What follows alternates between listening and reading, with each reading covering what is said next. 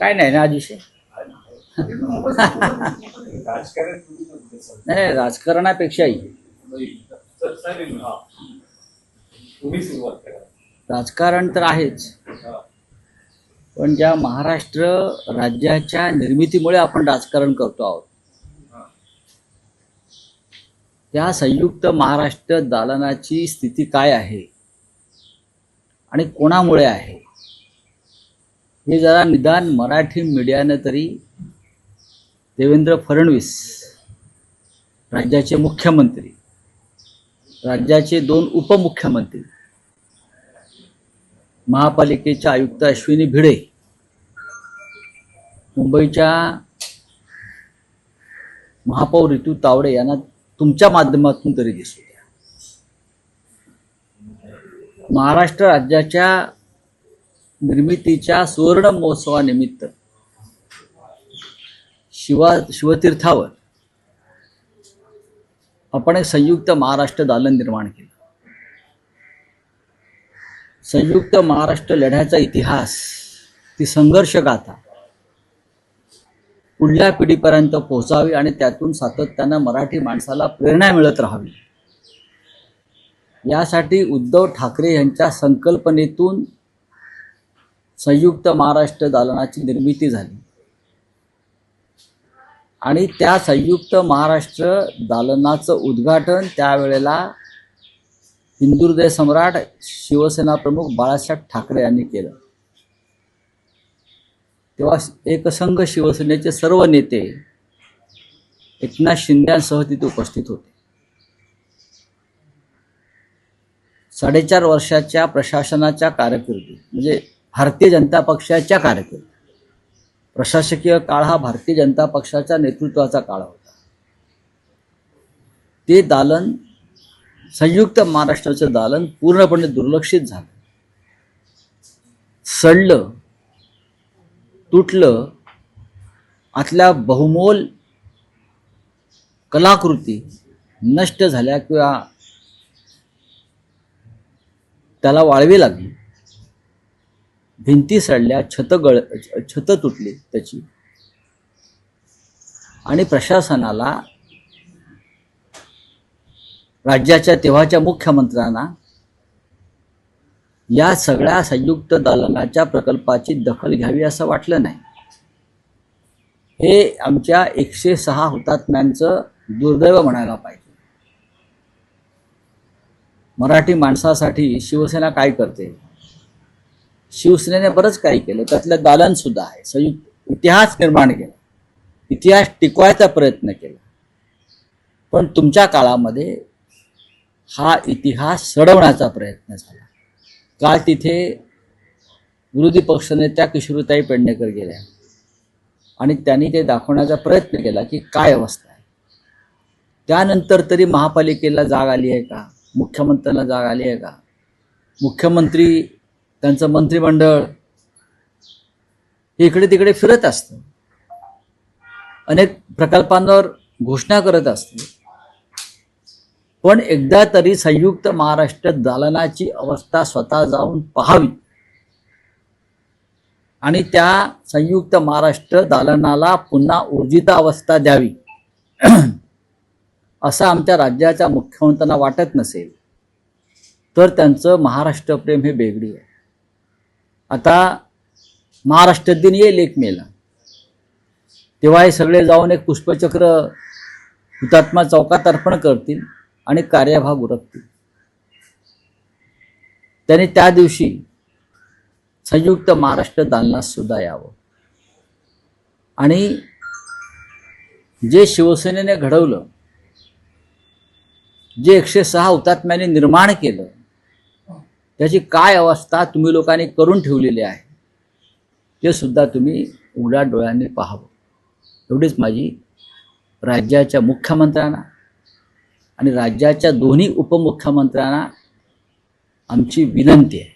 रावसाहेब, आज एक बातमी अशीच आहे महापालिकेशी संबंधित की नगरसेवकांना आता जवळपास 800 कोटी निधी मंजूर झालेला आहे. तर या 800 कोटी निधीमधला काही भाग हा या संयुक्त महाराष्ट्राच्या दालनाच्या नूतनीकरणासाठी खर्च करण्यात यावा अशी तुम्ही अपेक्षा किंवा मागणी करा? नाही, हा निर्णय महानगरपालिकेनं घ्यायचा आहे. मी माझ्या भावना व्यक्त केल्या त्या दालनासंदर्भात. ही आमची शेवटची पिढी आहे ज्यांना तो लढा, तो संघर्ष, तो इतिहास याच्याविषयी आत्मीयता, जाणीव आहे. आणि पुढल्या पिढीनं सुद्धा ते आपल्या हृदयात जतन करून ठेवावं म्हणून ते दालन उभं केलं. महापालिकेला का भीक लागली आहे का? 90,000 कोटीच्या ठेवी शिवसेनेने ठेवल्या होत्या, त्या तुम्ही आता मोडून मोडून खातात. तुम्ही 1,000 कोटीची कंत्राटे पण रद्द केलीत परवा, असं कळलं मला. म्हणजे त्याच्यात तुम्ही 25% पैसे खाल्लेलेच आहेत. पण हे सगळे खाबुगिरी सुरू असताना कुणालाही संयुक्त महाराष्ट्र दालनाचा विचार करावा असा वाटला नाही आणि विसरच पडला. कशाकरता जय महाराष्ट्र म्हणतात? या राज्यकर्त्यांना जय महाराष्ट्र म्हणण्याचा अधिकारच नाही. बोला. राऊत, बारामती पोटनिवडणुकीचा विषय आहे की अखेर काँग्रेसनं या निवडणुकीत आपला उमेदवार दिलेला आहे. त्यावरून पवार कुटुंबात दोन प्रतिक्रिया येतात. पार्थ पवार असं म्हणतायत की काँग्रेसनं मोठी चूक केली आहे, काँग्रेसचा डाऊनफॉल आहे महाराष्ट्रामध्ये. शरद पवार असं म्हणत आहे की काँग्रेसचा अधिकार आहे, त्यांना उमेदवार देण्याचा त्यांचा अधिकार आहे. मी शरद पवार यांच्या मताशी सहमत आहे. शरद पवार यांनी काँग्रेसच्या स्थापनेपासून त्या पक्षाबरोबर काम केलंय आणि पक्ष जरी सोडला तरी त्यांची विचारधारा काँग्रेसचीच राहिलेली आहे आणि काँग्रेसबरोबरच त्यांनी तुमचं पुढे राजकारण केलं. त्याच्यामुळे पवारसाहेब जे म्हणतात की काँग्रेसला ती जागा लढण्याचा अधिकार आहे, कारण राष्ट्रवादी काँग्रेस लढत नाही कौटुंबिक कारणामुळे. याचा अर्थ दुसरं कोणी लढू नये ही भूमिका ठेवता येत नाही. त्याच्यामुळे लोकशाहीमध्ये जर कोणी लढत असेल, निवडणूक लढत असेल, तर त्याला विरोध कशा करता करावा किंवा लढू नको म्हणून दबाव कशा करता आणायचा. आपले वडील पार्थ पवारांच्या वडिलांनी सुद्धा, अजितदादांनी सुद्धा पिंपरी चिंचवडची पोटनिवडणूक लढलीच होती ना लक्ष्मण जगतापच्या निधनानंतर, आणि काँग्रेसच्या मदतीनं लढले होते. काँग्रेसच्या सहकार्यानं ते पिंपरी चिंचवडची पोटनिवडणूक तेव्हा लढले होते. हा अलीकडचाच इतिहास आहे. राहुरीमध्ये सुद्धा प्राजक्त तनपुरे हे उमेदवार असणार होते, मात्र तिथे भाजपचे नेते गेले, त्यांना समजून सांगितलं आणि त्यांनी माघार घेतली. नाही, समजून कोणी सांगत नाही, धमक्या दिल्या जातात. साखर कारखाना, सहकारी संस्था, बँकांचे व्यवहार, याबाबत कोणी समजून वगैरे सांगत नाही. असं काय मोठं क्रांतिकारक काम आहे समजून सांगण्याचं? समजून सांगायला कोण गेले ते? विखे पाटील आणि कोण? रवींद्र चव्हाण. किती मोठे क्रांतिकारक आहेत, स्वातंत्र्य चळवळीतले सेनानी आहेत का? आणि तनपुरे सुद्धा काय महान सामाजिक कार्यकर्ते आहेत. अहो, राधाकृष्ण विखे पाटलांवरती किती आरोप आहेत.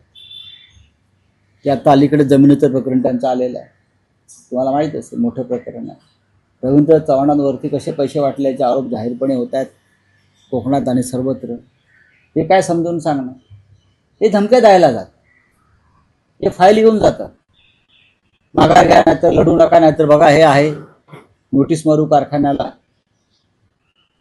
आता जे या धमक्याने घाबरतात ते मागे जातात. सहज मिळत नाही राजकारणामध्ये सध्याचा.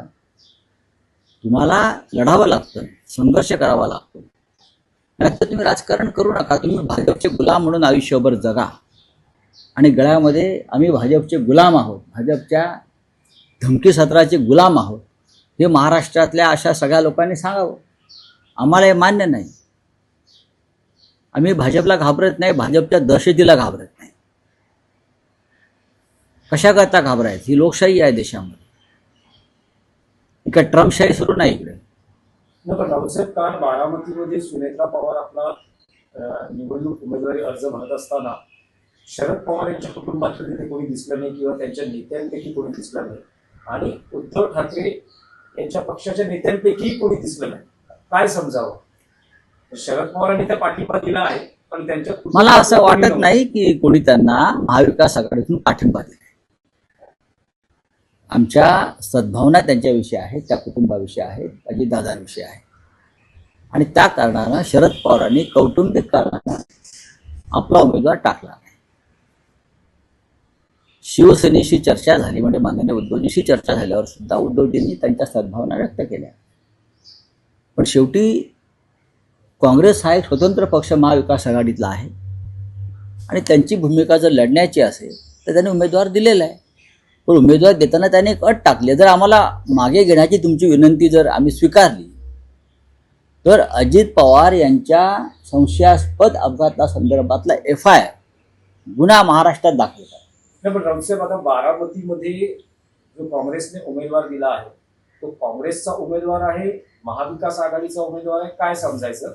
आणि पुढच्या काळात प्रचार सुरू होईल तर अशा वेळेस प्रचारात शिवसेना उद्धव बाळासाहेब ठाकरे पक्ष मग सहभागी होणार का? हा प्रश्न तुम्ही मला काल विचारला, काल त्याच्यावर तुम्ही उत्तर दिलेलं आहे. बारामतीची निवडणूक ही कोणत्याही प्रचाराच्या रणधुमाळीशिवाय चालेल. बारामतीचा जो मतदार आहे तो शांतपणे आपली भूमिका मतपेटीतून व्यक्त करेल, एवढंच मी सांगतो. नाही, पण उमेदवार हा महाविकास आघाडीचा आहे की काँग्रेसचा? सध्या काय आहे स्टेटस काय? काँग्रेसचा उमेदवार जो आहे हर्षवर्धन सकपाळ यांच्या नेतृत्वाखाली जी काँग्रेस महाराष्ट्रात आहे किंवा राहुल गांधी, त्या काँग्रेसचा उमेदवार आकाश मोरे हे या क्षणी काँग्रेसचे उमेदवार आहे. राष्ट्रवादी काँग्रेस पक्ष त्या निवडणुकीपासून दूर आहे. शिवसेना सुद्धा त्या निवडणुकीपासून आज जरी दूर असली किंवा राष्ट्रवादी काँग्रेस दूर असली तरी काँग्रेस हा महाविकास आघाडीचा घटक आहेच ना. राष्ट्रवादी काँग्रेसनं लढण्यास नकार दिला म्हणून काँग्रेसनं उमेदवार दिलेला, लक्षात घ्या. तुम्ही पाठिंबा दिला नाही अजून काँग्रेसला तुम्ही अजून पाठिंबा दिलेला नाहीये म्हणजे त्या उमेदवाराला आकाश मोरेंना, असं तुम्हाला कोणी सांगितलं? लवकरच माननीय उद्धव ठाकरे त्या संदर्भात आपल्याशी संवाद साधणार आहेत, मी सांगतो ना तुम्हाला. बरं, काल ज्या प्रकारे तुम्ही काँग्रेस संदर्भात संपादकीय लिहिलं त्याच्यानंतर नाना पटोले असं म्हणतात की जर मी काही गोष्टी बाहेर काढायला लागलो तर अडचण निर्माण होईल. त्यांनी बघा, ते नाना पटोले आहेत, त्यांनी कालचा अग्रलेख वाचला, त्याने आजचाही वाचायला पाहिजे. वाचनामध्ये सातत्य पाहिजे. वाचनामध्ये सातत्य असेल तर वैचारिक गोंधळ होत नाही. त्यांनी आजचा सुद्धा अग्रलेख आवर्जून नाना पटोले यांनी वाचायलाच पाहिजे. कालचा वाचून काय होणार?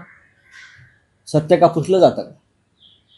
सत्य सत्य, जे घडलंय ते घडलं, पटलावर आहे. त्यांनी आजचाही वाचला आणि मग आपण बोलू.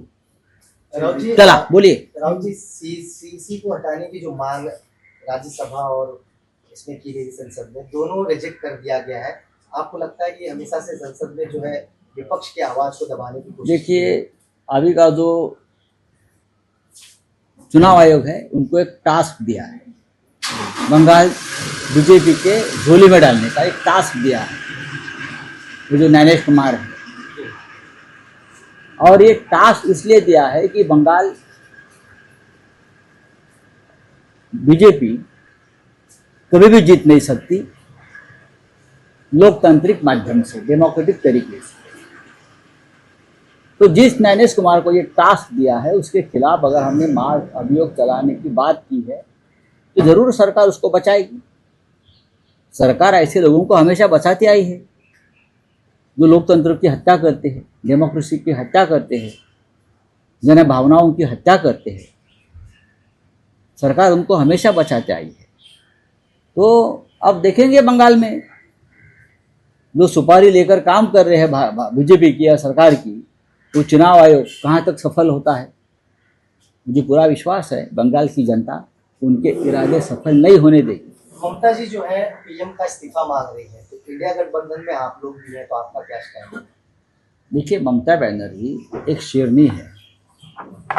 पश्चिम बंगाल में जिस तरह से सरकार उनके खिलाफ पूरी यंत्रणा का दुरुपयोग कर रही है, चुनाव आयोग से लेकर कोर्ट तक, वो महिला लड़ रही है. उनकी हर बात को हम समर्थन देंगे.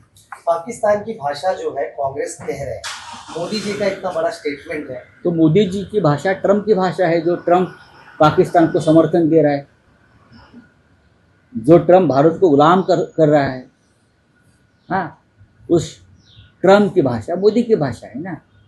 देखिए, पाकिस्तान को मजबूत बनाने का काम प्रेसिडेंट ट्रंप कर रहा है भारत के खिलाफ. और हमारे प्रधानमंत्री ट्रंप के चरणों में बैठे।